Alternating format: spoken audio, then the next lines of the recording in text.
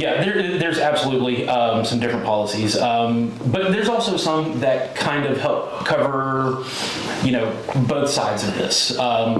Whether you're just the owner of the building leasing out to tenants, or the owner occupied, like I said.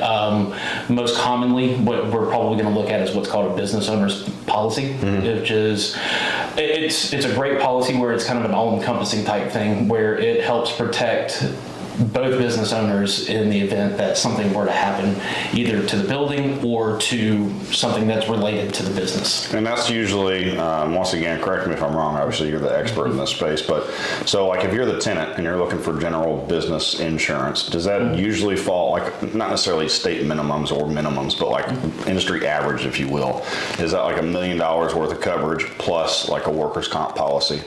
Yeah, so your normal general liability policies, if you're a tenant, a lot of times because the tenant's not going to need to cover the whole building, they're going to need to cover that space that they're in. So there's a general liability policy that we can use to help cover that space and help cover liability aspects for the business.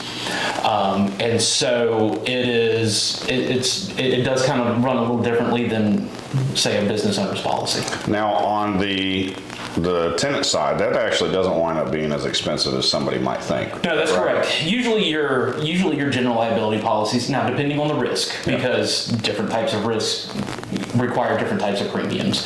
But let's say it's just a normal office risk where maybe you've got some clients that come in. Let's use a bookkeeping business for example. There's not a whole lot of slip and fall risks or certain things like that with tenants coming in and out. Those are usually pretty well kept office spaces. So